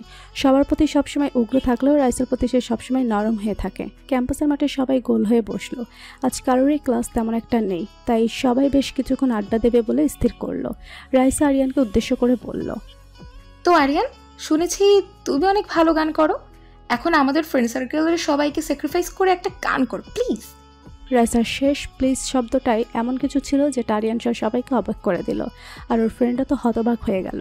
রাইসা যে কাউকে অনুরোধ করে এভাবে কথা বলতে পারে এটা তাদের ধারণাতেই ছিল না। আরিয়ানের আর কি করার, রাইসার অনুরোধ রাখতে তাকে গান গাওয়ার প্রস্তুতি নিতে হলো। ওর এক ফ্রেন্ড তন্ময়ের কাছ থেকে গিটারটা নিয়ে আসলো। সে গাইতে শুরু করলো তার মায়ের প্রিয় একটি গান।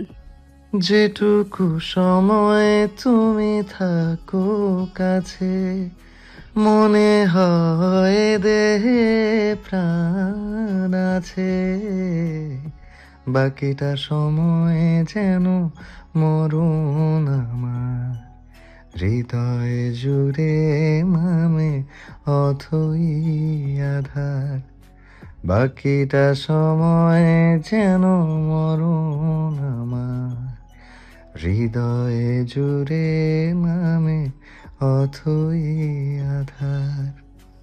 বান্ধবী রুনা আহমেদের বাড়িতে বসে আছেন মিসেস শাইলা খান। 2 দিন হলো তিনি এ বাড়িতে আছেন। আর কত এভাবে দুলাভাইয়ের উপর রাগ করে থাকবি শাইলা? এইভাবে ঝগড়াঝাটি করে কি হবে? পুরো জীবনটাই তো ঝগড়াঝাটি করে কাটিয়ে দিলি তোরা। অন্তত এই বয়সে ঝগড়াঝাটি বাদ দিয়ে একটু ভালোভাবে থাক।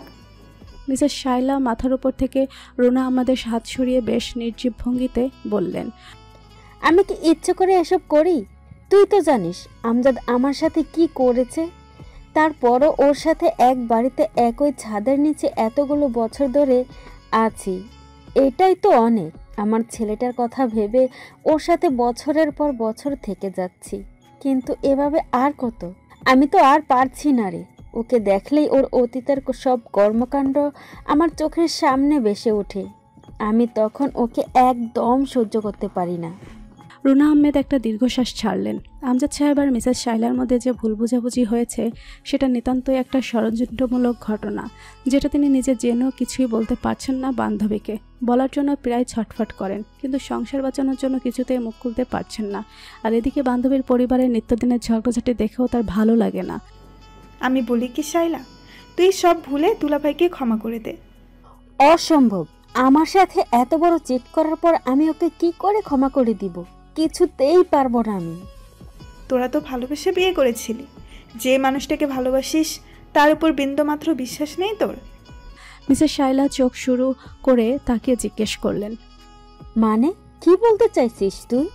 রুনা আহমেদ একটা দীর্ঘশ্বাস ফেলে বললেন, কিছুই বলতে চাইনি, শুধু এতটুকু মনে রাখিস, চোখে যা দেখা যায় সবসময় তা সত্যি হয় না। মিসেস শাইলা এক দৃষ্টিতে রুনা আহমেদের দিকে তাকিয়ে রইলেন। এত রহস্য করে কেন কথা বলছে রুনা, তিনি কিছুই বুঝতে পারছেন না।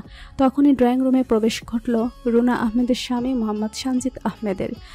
2 বান্ধবী কি নিয়ে কথা বলছে শুনি?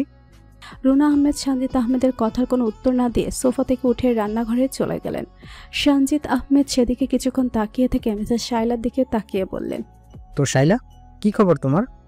মিসেস শাইলা দীর্ঘশ্বাস ছেড়ে বললেন, কি আর খবর, সবই তো তুমি জানো। আমজাদ আর আমার সম্পর্ক সেই কবে থেকে ভালো চলছে না। আমি ওর থেকে মুক্তি পেতে চাই। এই মিথ্যে সম্পর্কের কোনো মানে হয় না। সঞ্জিত আহমেদ মনে মনে কুটিল হাসলেন। এত বছর ধরে তিনি তো এটাই চেয়ে আসছিলেন। দেরিতে হলেও তার সেই ইচ্ছা পূর্ণতা পেতে যাচ্ছে জেনে মনে মনে তিনি খুবই খুশি হলেন। সেটা তো আমি তোমাকে কবে থেকেই বলে আসছি শাইলা, কিন্তু তুমি তো বুঝতে অনেক দেরি করে ফেললে। এসব মিথ্যে মায়াজালা সম্পর্কের কোনো মানে হয় না। আরও আগে আমজাদকে ছেড়ে দিলে তুমি তোমার জীবনটা আরও সুন্দরভাবে সাজাতে পারতে। আমার ছেলে আরিয়ানের জন্য আমি কিছুই করতে পারিনি, আর এখনো মনে হয় না আমি আমজাদকে ডিভোর্স দিতে পারবো। এতে আরিয়ান আমাদের দুজনের থেকেই অনেক দূরে চলে যাবে, যেটা আমি কিছুতেই হতে দিতে পারি না। সঞ্জিত আহমেদ মনে মনে বেশ বিরক্ত হলেন। আরিয়ানকে তার পথের কাঠা মনে হয়। আরিয়ানের জন্ম না হলে তিনি আমজাদ কবির সাথে মিসেস শাইলার ডিভোর্স করিয়ে তাকে বিয়ে করে তার বাবার সমস্ত সম্পত্তি হাসিল করতে পারতেন, কিন্তু তার সেই সমস্ত পরিকল্পনায় পানি ঢেলে দিয়ে আরিয়ান তার বাবা মাকে এখনো এক করে রেখেছে। বেশ, তোমার যা ইচ্ছা। তোমার এই দাম্পত্য জীবনের আমি তো আর কথা বলতে পারি না, কিন্তু একটা কথা কি জানো শাইলা, আমি তোমাকে এখনো সেই আগের মতোই ভালোবাসি। এই কথা শুনে মিসেস শাইলা বেশ রেগে গেলেন। তোমাকে না আমি কতবার বলেছি কখনো এসব বিষয় নিয়ে কথা বলবে না। তোমার বিয়ে হয়ে গেছে আর আমারও বিয়ে হয়ে গেছে, অনেক বছর হয়ে গেল। এখন তোমার স্ত্রীর সন্তান আছে আর আমারও স্বামী সন্তান আছে। এখন এসব কথা বলা মানেই অন্যায়। সঞ্জিত আহমেদ ছোট একটা শ্বাস নিয়ে বললেন, বেশ, আর বলবো না, তুমি সুখে থাকো, এটাই আমার প্রত্যাশা। মিসেস শাইলা সোফা থেকে উঠে দাঁড়ালেন। রুমে গিয়ে কিছুক্ষণ পর একটা লাগেজ নিয়ে ফিরে এলেন। এই কি শাইলা, তুমি কি চলে যাচ্ছ? হ্যাঁ, নিজের বাড়িতে তো ফিরতেই হবে। আরো কিছুদিন থেকে যাও। না, অলরেডি 2 দিন তো হয়ে গেল। আবার ওইদিকে আবার অফিসের কাজও সামলাতে হবে। ওদিকে রুনা আহমেদের রান্নাঘর থেকে বেরিয়ে এসে দেখলেন মিসেস শাইলা চলে যাচ্ছে। আরে শাইলা, ব্রেকফাস্ট তো করে যা, নাস্তা প্রায় রেডি হয়ে গেছে। না রে রুনা, অন্য কোনো একদিন আসবো। তুই রামিসা আর সঞ্জিতকে নিয়ে আমাদের বাড়িতে আসিস। আচ্ছা এসো, সাবধানে যেও। মিসেস শাইলা চলে গেলেন। রুনা সেদিকে তাকিয়ে একটা দীর্ঘশ্বাস ছাড়লেন। এরপর সঞ্জিত আহমেদের দিকে তাকিয়ে বেশ শান্ত কণ্ঠে বললেন, কেন আমার বান্ধবীর জীবনটাকে নরক বানিয়ে দিলি, সেই সাথে তার স্বামী ছেলের জীবনটাও কষ্টময় করে দিলে? সঞ্জিত আহমেদ কয়েক পলক রুনা আহমেদের দিকে তাকিয়ে থাকলেন। এরপর চাপা শক্ত কণ্ঠে বললেন, যেটা জানো না সেটা নিয়ে কথা বলবে না। তোমার জন্য চুপচাপ থাকাই ভালো হবে। কি জানি না আমি, সব জানি আমি। শাইলা আর আমজাদ ভাইয়ের সম্পর্ক খারাপ করার পেছনে একমাত্র দায়ী তুমি। তোমার জন্য তাদের জীবনটা আজ দুর্বিষহ হয়ে গেছে। আল্লাহ তোমায় কোনোদিন ক্ষমা করবে না সঞ্জিত। সঞ্জিত আহমেদ কয়েক পলক রুনা আহমেদের দিকে গরম চোখে তাকিয়ে থেকে সিঁড়ি দিয়ে চলে গেলেন। রুনা আহমেদ চোখের পানি মুছে রান্নাঘরের দিকে চলে গেলেন। ওদিকে ভার্সিটিতে আরিয়ানের আজকে একটা ইম্পর্ট্যান্ট এক্সাম ছিল। ইতিমধ্যে সে তার ডিপার্টমেন্টের বেস্ট স্টুডেন্ট হিসেবে সবার কাছে পরিচিত হয়েছে। টিচাররাও তাকে বেশ ভালোভাবে ট্রিট করে আর ভালোবাসে। এক্সাম শেষে আরিয়ান বন্ধুদের সাথে ক্লাসের বারান্দা দিয়ে হাঁটছিল। আরিয়ান, আজকে এক্সাম কেমন দিলি? আরে ওর এক্সাম মানে তো 100-তে 100, এটা আবার জিজ্ঞেস করতে হয় নাকি রে? আরিয়ানের এক বন্ধু নাহিদ বলল। আরিয়ান ঠোঁট উল্টে মেকি ভাব নিয়ে বলল, তা অবশ্য ঠিক। তা তোদের এক্সাম কেমন হলো? ভালোই হয়েছে মোটামুটি। এবারের প্রিপারেশন বেশি ভালো ছিল না, তাই মনে হয় টেনে টুনে পাশ করতে পারবো। আমারটা মোটামুটি ভালোই হয়েছে, তবে শেষের দিকে ভালো আনসার করতে পারিনি। প্রত্যেকে তাদের এক্সামের এক্সপিরিয়েন্সের কথা শেয়ার করছিল। তখনই সামনে রাইসাকে দেখতে পেল সবাই। সে হাসি মুখে এগিয়ে এসে বলল, কি ব্যাপার, তোমাদের এক্সাম কেমন হলো? আরিয়ানের বন্ধুদের পক্ষ থেকে সে নিজেই বলল, আলহামদুলিল্লাহ ভালোই হয়েছে। তোমার এক্সাম কেমন হলো? আলহামদুলিল্লাহ ভালো। তুমি ফ্রি আছো? ফ্রি থাকলে চলো ক্যাম্পাসে যাই, আমরা সবাই বন্ধুরা মিলে আড্ডা দিচ্ছি, তুমি আমাদের সাথে এসো। আসলে রাইসা, আমার কিছু বই কিনতে হবে, সেজন্য একটু বুক শপে যাব, তাই আপাতত আড্ডা দেওয়া হচ্ছে না। রাইসা একটু মন খারাপ করে বলল, আচ্ছা ঠিক আছে, কিন্তু পরের দিন তোমাকে যেন আমরা পাই, তখন তোমার কোনো না শুনবো না। মুস্কি হেসে বলল আরিয়ান। বলল, আচ্ছা ঠিক আছে। পরশু কিন্তু ফ্রাইডে, রেডি থেকো ট্যুরে যাওয়ার জন্য। তোমার বাসার অ্যাড্রেস আমার ফোনে মেইল করে দেবে, তোমার বাসা থেকে আমরা তোমাকে পিক করে নিব, ঠিক আছে? রাইসা সেদিন এক প্রকার জোর করেই আরিয়ানকে ফোন নাম্বার দিয়েছিল হোয়াটসঅ্যাপে বন্ধুদের গ্রুপে তাকে অ্যাড করার জন্য। সেখানে আরিয়ানের নাম্বার দিয়ে তার আইডি খুঁজে নিজের সাথেও অ্যাড করে নিয়েছে রাইসা। আরিয়ান কিছুক্ষণ ভেবে বলল, আচ্ছা ঠিক আছে। রাইসা মৃদু হেসে বলল, আচ্ছা আসছি তাহলে, বাই। আরিয়ানও হেসে বলল, বাই। রাইসা চলে যেতেই আরিয়ানের বন্ধুরা ওকে ঘিরে ধরল। কি রে মামা, রাইসা তোকে এত প্রায়োরিটি দিচ্ছে কেন? যে মেয়েকে ভার্সিটির সবাই এত ভয় পায়, কারোর সাথে ধমক ছাড়া কথা বলে না, সে কিনা তোর সাথে এত এসে এসে কথা বলছে। আনবিলিভেবল। আমার তো অন্য কোনো ব্যাপারে মনে হচ্ছে রে মামা। ও আবার আমাদের বন্ধু আরিয়ানের প্রেমে টেমে পড়ে গেল না তো? সেটাই তো মনে হচ্ছে। আরিয়ান বেশ বিরক্ত হয়ে বলল, উফ থামবি তোরা, কখন থেকে জানো তাই বলে যাচ্ছিস। এর মধ্যে প্রেম টেমের কথা আনলি কেন? উই আর জাস্ট ফ্রেন্ডস, এর বেশি কিছুই না, বুঝলি? শুধু শুধু না জেনে ব্যাপারটাকে লম্বা চওড়া করছিস। বলে কাউকে কিছু বলার সুযোগ না দিয়ে আরিয়ান হনহন করে বেরিয়ে গেল। সবাই সেদিকে কিছুক্ষণ তাকিয়ে থেকে যে যার মতো বাসায় চলে গেল। বাসায় এসে নিজের মাকে দেখে অবাক হলো আরিয়ান। কিছু না বলে সিঁড়ি বেয়ে উপরে উঠতে নিলেই মিসেস শাইলা বললেন, দাঁড়াও আরিয়ান। আরিয়ান দাঁড়িয়ে গেল। কিছু বলবে আম্মু? আমি চাচ্ছিলাম আলাদা বাসায় শিফট হয়ে যাওয়ার জন্য, তুমি কি আমার সাথে যাবে? আরিয়ান এবার পুরোপুরি মিসেস শাইলার দিকে ঘুরে দাঁড়িয়ে তীব্র অথচ চাপা কণ্ঠে বলল, আমি জানি না তোমার আর বাবার মধ্যে কি নিয়ে এত ঝামেলা, জানার ইচ্ছেও আমার নেই। তোমাদের জন্য আমার শৈশব নষ্ট হয়েছে, কৈশোর নষ্ট হয়েছে, কিন্তু আমি আমার যৌবনে কিছুতেই তোমাদের এই ঝামেলার মধ্য দিয়ে কাটাতে চাই না। যদি তোমরা একসাথে থাকো তাহলে আমি তোমাদের সাথে থাকবো, আর যদি আলাদা হয়ে যাও তাহলে তোমাদের দুজনের কারো কাছে আমি থাকবো না। এরপর থেকে এই ধরনের কথাবার্তা আর আমার সাথে বলবে না, না হলে চিরকালের মতো আমাকে হারাবে। কথাগুলো বলে এক মুহূর্তের জন্য দাঁড়ালো না আরিয়ান। গটগট করে সিঁড়ি বেয়ে উঠে নিচের রুমে চলে গেল। আর নিচে মিসেস শাইলা নির্বিকার ভঙ্গিতে দাঁড়িয়ে চোখের পানি মুছলেন। রাতে আরিয়ানের ফেসবুক আইডিতে সানজিদা আফরিন রাইসা নামে একটা আইডি থেকে ফ্রেন্ড রিকোয়েস্ট আসলো। 2 ঘন্টা আগে ফ্রেন্ড রিকোয়েস্ট পাঠিয়েছে দেখা যাচ্ছে। আরিয়ান সাধারণত মেয়েদের ফ্রেন্ড রিকোয়েস্ট অ্যাকসেপ্ট করে না, কিন্তু প্রোফাইলে ভার্সিটি নামের জায়গাতে বুয়েট লেখা দেখায় অ্যাকসেপ্ট করলো আরিয়ান। তাই ধারণা এটা রাইসা হতে পারে। তাছাড়া প্রোফাইল পিকটা দেখতে অনেকটা রাইসার মতোই। ছবিতে আর বাস্তবে রাইসাকে দেখতে অনেকটা অন্যরকম লাগে, তবুও ছবিতে বেশিরভাগ মিল দেখা যাচ্ছে চেহারার। হাঁটুর নিচে অবধি লাল রঙের একটা স্কার্ট আর লাল রঙের লেডিস টি শার্ট পরা, স্পা করা ঝরঝরে সিল্কি চুলগুলো পিঠময় ছড়ানো, চোখে ব্ল্যাক সানগ্লাস পরা, একটা বাইকের উপর বসে আছে আর মৃদু হাসছে। আর রাইসা তাকে জানিয়ে দিয়েছিল যে সে রাতে ফ্রেন্ড রিকোয়েস্ট পাঠালে যেন আরিয়ান যেন অ্যাকসেপ্ট করে, তাই আরিয়ান অ্যাকসেপ্ট করে নিল। রাইসার এমন আটোসাটো পোশাক আরিয়ানের একদম পছন্দ নয়, কিন্তু কারো ব্যক্তিগত জীবনে ইন্টারফেয়ার করতে আরিয়ান পছন্দ করে না, তাই রাইসাকে কখনো এই বিষয়ে কখনো কিছু বলেনি। আবার ওদের গ্রুপের র্যাগিং করাটাকেও সে পছন্দ করে না, তাই তাদেরকে বন্ধু হিসেবে এসব থেকে বিরত থাকতে বলেছে। রাইসার কথা মতো তারা আর এরকম করবে না বলে জানিয়েছে। প্রীতম আপত্তি করতে চাইলেও রাইসার সামলিয়ে নিয়েছে। রিকোয়েস্ট অ্যাকসেপ্ট করার 2 মিনিট পরে সেখান থেকে মেসেজ আসলো, হাই, কেমন আছো? আলহামদুলিল্লাহ ভালো আছি। তুমি নিশ্চয়ই রাইসা, তাই না? জি, একদম ঠিক ধরেছেন। কেন, আমার ছবি দেখে চিনতে পারোনি? চিনতে পেরেছি, কিন্তু বাস্তবের ছবি আর ফেসবুকের প্রোফাইলের ছবির মধ্যে অনেকটা পার্থক্য। ঠিক ধরেছ। আসলে আমাদের ফ্রেন্ডদের মধ্যে শান্ত খুব ভালো এডিটিং করতে পারে, ওই এডিট করে আমার ছবিটা এমন করে দিয়েছে। কিন্তু তোমাকে সরাসরি দেখতেই বেশি সুন্দর লাগে। রাইসা এই মেসেজটা দেখে খুব খুশি হলো। সবাই তার রূপের অনেক প্রশংসা করে। ছেলেরা ওকে পটানোর জন্য কত রকমের ফ্লার্ট যে করে তার হিসেব নেই।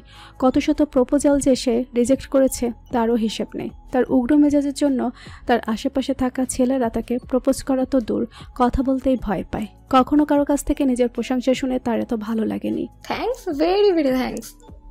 আরিয়ান রাইসার উচ্ছ্বসিত হওয়া এবং সেই সাথে মেসেজের পাশে এতগুলো খুশির ইমোজি দেখে বেশ অবাক হলো। আসলে রাইসা তাকে এত প্রায়োরিটি দিচ্ছে, একটা নতুন ফ্রেন্ড সার্কেল দিয়েছে, মেয়ে হয়ে ওর সাথে দূরে দূরে থেকে ম্যাচিওর বিহেভিয়ার করে যাচ্ছে, সেজন্য ওর প্রতি বেশ ইমপ্রেসড সে। এজন্য তাকে খুশি করতে এই কথা বলে, কিন্তু মনে মনে সে রাইসাকে ফ্রেন্ড ছাড়া আর অন্য কিছুই ভাবে না। আচ্ছা, আমরা ফ্রেন্ড যেহেতু তাই ফ্রিলি কথা তো বলতেই পারি, তাই না? হ্যাঁ অবশ্যই, কেন নয়। তোমার কি কোনো গার্লফ্রেন্ড আছে? আরিয়ান সেদিন তাদেরকে বলেছিল যে তার কোনো গার্লফ্রেন্ড নেই, তবুও মনকে শান্ত করতে সে আবারও একই প্রশ্ন করলো। এই মেসেজটা দেখার পর আরিয়ান কিছুটা থমকে গেল। মনে পড়ে গেল কিছু অতীত স্মৃতি। তার কোনো গার্লফ্রেন্ড নেই, না কখনো ছিল, কিন্তু ছোটবেলায় একজন সর্বক্ষণের খেলার সাথে ছিল, যার সাথে 5টা বছর তার কেটেছিল। তার নামটাও সে ভুলে গেছে, কিন্তু একটা নিক নেম দিয়েছিল আদুরে আর শান্তশিষ্ট লক্ষ্মী স্বভাবের মেয়েটাকে রিদি। 12 বছর হয়ে গেছে তার সাথে কোনো দেখা হয় না, কথাও হয় না, কিন্তু তার সেই মিষ্টি চেহারা, আধো আধো বলি, মিষ্টি মিহি হাসি, দৌড়ঝাঁপ করে আরিয়ানের সাথে খেলা করা, লম্বা কোকড়ানো সিল্কি চুলগুলো আরিয়ানের এখনও খুব করে মনে আছে। ছোটবেলায় মা বাবার ঝগড়া দেখে দেখে সে যখন ডিপ্রেশনে চলে যেত, তখন সেই মেয়েটাই তাকে এসে সঙ্গ দিত, তার সাথে খেলা করত, সময় কাটাতো। নিজের বাড়ি ছেড়ে এসে সবসময় আরিয়ানদের বাড়িতে আরিয়ানের সাথে পড়ে থাকতো। আরিয়ানের মা বাবা যতই ঝগড়াঝাটি করুক না কেন, আরিয়ানকে আর সেই ছোট্ট মেয়েটাকে খুবই আদর করত। সেই ছোট্ট মেয়েটার সাথে অনেক টুকরো টুকরো স্মৃতি এখনও মনে আছে আরিয়ানের। সবগুলো স্মৃতি হাসি খুশি এবং আনন্দে মাখা। পেন্টিং করা, বাগানে লুকোচুরি খেলা, বাড়িমায় ঝোড়ঝাপ করা, ফুল দিয়ে মালা গেঁথে একে অপরকে উপহার দেওয়া, একসাথে খাওয়া দাওয়া, পড়াশোনা করা, টিভি দেখা, গেম খেলা, একসাথে স্কুলে যাওয়া, বাবা মায়ের সাথে বেড়াতে যাওয়া, সব সুকুমার স্মৃতিগুলো মনে আছে আরিয়ানের। সেই ছোট্ট মেয়েটা আর কেউ নয়, তাদের পারিবারিক ডাক্তার রেজা আঙ্কেলের মেয়ে। আরিয়ানের যখন 10 বছর বয়স, তার মেয়েটার 7 বছর বয়স। তখন ছোট মেয়েটাকে নিয়ে তার খালামণির স্বামী সন্তানের সাথে কানাডায় চলে যায়। কারণ ছিল মেয়েটির মা মারা যাওয়ায় তার মামাদের ফ্যামিলি থেকে রেজা আঙ্কেলকে দোষারোপ করা হচ্ছিল। তাই আইনি লড়াইয়ে রেজা সাহেবকে দোষী সাব্যস্ত করে মেয়েটাকে তার কাছ থেকে কেড়ে নেওয়া হয়। সেই থেকে মেয়েটা কানাডায় চলে যায়। আর দীর্ঘ 12টি বছর আরিয়ান, রেজা সাহেব এবং তার বাবা মায়ের সাথে কোনো ধরনের যোগাযোগ নেই রিদিতার জীবনে। আরিয়ান তার মা ব্যতীত এই একটা মেয়েকেই তার জীবনের সঙ্গে জড়িয়েছিল। তার ব্যতীত জীবনের একমাত্র খুশির আভাস ছিল ছোট্ট মেয়েটা। কিন্তু তার ভাগ্য এতটাই খারাপ যে মায়ের সাথে দূরত্ব সৃষ্টি হওয়ার পাশাপাশি সেই মেয়েটির সাথেও তার দীর্ঘ দূরত্ব সৃষ্টি হয়ে গেছে। আদৌ কি সে কোনোদিন সেই মেয়েটাকে দেখতে পাবে? আরিয়ান একটি বড় দীর্ঘশ্বাস নিল। তার কেন জানি খুব কষ্ট হচ্ছে। হঠাৎ করে বুকের বাপাশে চিনচিনে ব্যথা অনুভব হচ্ছে। কথাগুলো মনে হলে একটা নাম না জানা অনুভূতি বারবার হানা দিয়ে যায় হৃদয়ে। এতদিনের ধুলোবালির জমা স্মৃতিতে আবারও হঠাৎ করে অতীতের স্মৃতিরা এসে হানা দিল। জীবনে কেন দুঃখময়তা এত দীর্ঘস্থায়ী হয়? কি হলো আরিয়ান, কোথায় হারিয়ে গেলে? আমি কি কোনো রং কোয়েশ্চেন করে ফেলেছি? আচ্ছা, করে থাকলে সরি। আরিয়ান এতক্ষণে নিজের মধ্যে ফিরে এলো। আরে না না, কোনো রং কোয়েশ্চেন করোনি। আমার কোনো গার্লফ্রেন্ড নেই, সেদিন তো তোমাদেরকে বলেছিলাম। ইভেন আমার কোনো মেয়ে বান্ধবীও নেই। মেয়ে বান্ধবী হিসেবে তুমি, শ্রাবণী আর ঈশিতাই ফার্স্ট। উত্তরটা শুনে রাইসা খুব খুশি হলো। খুশির চোটে সে বিছানা থেকে নেমে হালকা পাতলা ড্যান্স করে নিল। হাজার এত খুশি কেন লাগছে, তবুও সে নিজের জন্য আরিয়ানের মুখ থেকে আলাদা কিছু শুনতে চাচ্ছিল, তবে সেটা মুখ ফুটে বলতে পারল না। কিছুক্ষণ পর ফিরে এসে আরিয়ানকে লিখে পাঠালো, কালকে সকাল 7টায় রেডি থেকো, কিন্তু আমরা তোমাকে তোমার বাড়ি থেকে ড্রপ করতে আসবো। আচ্ছা ঠিক আছে, গুড নাইট। আরিয়ান, আমার একটা ইচ্ছে পূরণ করবে প্লিজ? কি ইচ্ছে বলো? তুমি একটা গান গেয়ে ভয়েস মেসেজ করে পাঠাও প্লিজ। আরিয়ান কিছুক্ষণ সময় নিল। গান গাওয়ার সময় তার কখনো কোনো অস্বস্তি হয় না, কিন্তু একটা মেয়েকে ভাবে গান সেন্ড করতে তার খুবই অস্বস্তি লাগছে। কি হলো, দেবে না? আরিয়ান কিছুক্ষণ সময় নিয়ে নিজেকে প্রস্তুত করলো। আচ্ছা ওয়েট, দিচ্ছি। আর সেটা অবশ্যই কিন্তু রোমান্টিক সং হতে হবে। আমার আবার রোমান্টিক সং না শুনলে রাতে ঘুম হয় না। আরিয়ানের চক্ষু তো চড়ক গাছ। এই মেয়ে কি বলছে সব? কপাল চাপড়ে ভাবলো, কি দিন এলো তোর আরিয়ান, প্রেম না করেও একটা মেয়েকে রোমান্টিক সং সেন্ড করতে হচ্ছে। তাও মেয়েটা যেহেতু এত করে বলছে, না দিয়েও উপায় নেই। আচ্ছা বাবা, দিচ্ছি। आप जो इस तरह से तर पाएंगे, ऐसे आलम में पागल हो जाएंगे। वो मिल गया जिसकी हमें कब से तलाश थी, बेचैन सी इन सांसों में जन्मों के प्यास थी।